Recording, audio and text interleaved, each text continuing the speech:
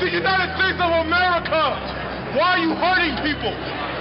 If you want to go kill and hurt people, go to Iraq. Why y'all doing this to people? Y'all walk around in riot gear like this is a war. I saw them beating people, people that had nothing to do with anything, just grabbing people out the crowd. There's no honor in that. My mom, my father, everybody has served in Iraq, Afghanistan war. I did 14 months in Iraq. My father was in Afghanistan. My mother did a year in Iraq. We fought for this country. I don't come home. I'm in New York City. I am from New York City, and these cops are hurting people that I fought to protect. There's no reason for this.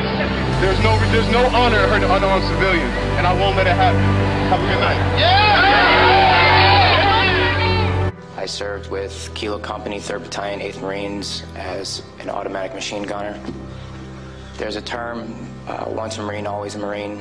But there's also the term, eat the apple, F the core. I don't work for you no more. What sort of training did you have as a Marine? I mean, were you given cultural awareness? This Republican-Democrat thing, all the world is a stage. Obama is a puppet. He reads the script, he's a teleprompter reader, that's his official job, he doesn't make any decisions. The powers that be that have the majority of power in this world are those that control the financial system. The financial crisis engineered by these same criminals who are the ultimate fraudsters of the world. The Federal Reserve, the European Central Bank, those are the real string pullers, that's real power. War is out of control, and those who are destroying this world by fraud and deception is what's out of control.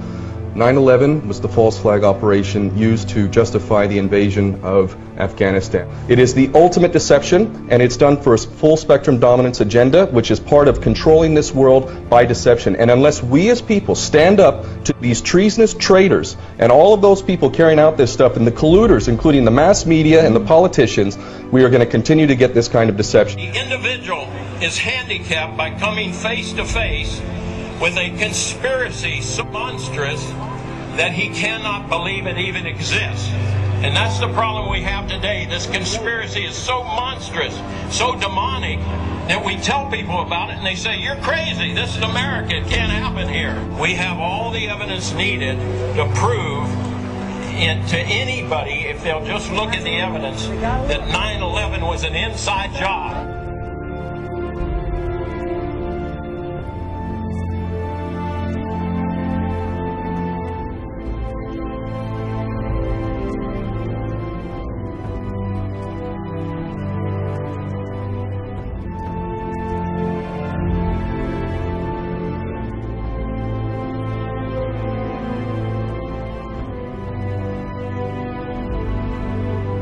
I wanted to fight in the war.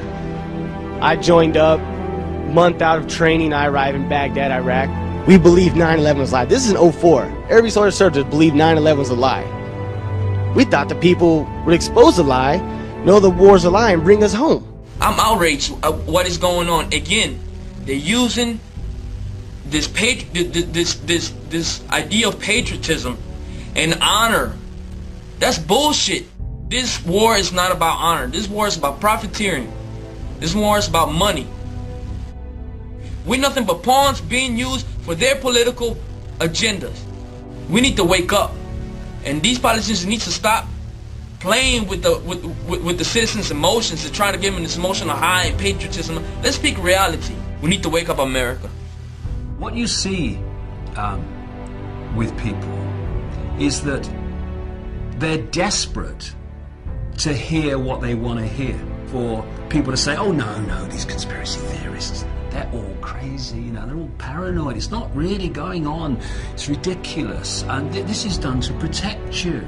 This is done for you, you know, we're the government. This is why we're doing it. You know, watch the telly, there's a game on in a minute, and you'll be fine. And we're just going to build another concentration camp, okay? See you later. Take you to the FEMA camps being built by Halliburton right now to house 50 million Americans. They're building enough concentration camps in America. If we don't act now, we're going to lose all our rights. And I served my country. I got an honorable discharge from the Army. And I swore an oath to protect the country from all enemies, foreign, domestic. Now, these people that are operating in our government right now are criminals. Whatever you hear on TV isn't what the reality is. You are losing your rights as we speak. You got H.R. 2749, which is a Food Safety Act. and this affects the entire country.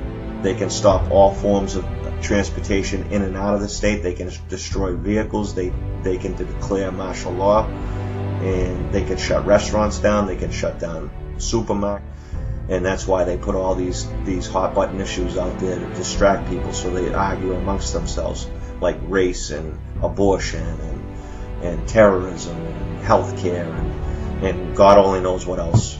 They got you all distracted, arguing amongst each other while they're all fucking robbing us. And people don't know. I talked to people today, they didn't even know what martial law was. They're like, what's that?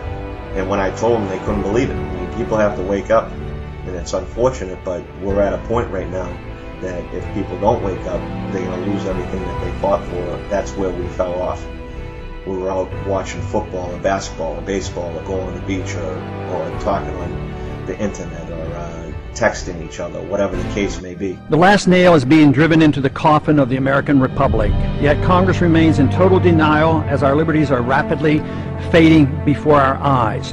The process is propelled by unwarranted fear and ignorance as to the true meaning of liberty. It is driven by economic myths. Who would have ever thought that the current generation and Congress would stand idly by and watch such a rapid disintegration of the American Republic, which is equivalent to granting dictatorial powers to the president. Our presidents can now, on their own, order assassinations, including American citizens, enforce indefinite imprisonments without due process, treat all Americans as suspected terrorists. It appears that the fate of the American Republic is now sealed. Every time our country stands in the path of danger, an instinct seems to summon her finest first. It's always the patriots who first hear the call. When loss of liberty is looming, as it is now, the siren sounds first. When ordinary hands can possess such an extraordinary instrument, that symbolizes the full measure of human dignity and liberty. That's why those 5 words issue an irresistible call to us all. So as we set out this year to defeat the divisive forces that would take freedom away, I want to say those fighting words for everyone within the sound of my voice to hear and to heed. From my cold, dead hands,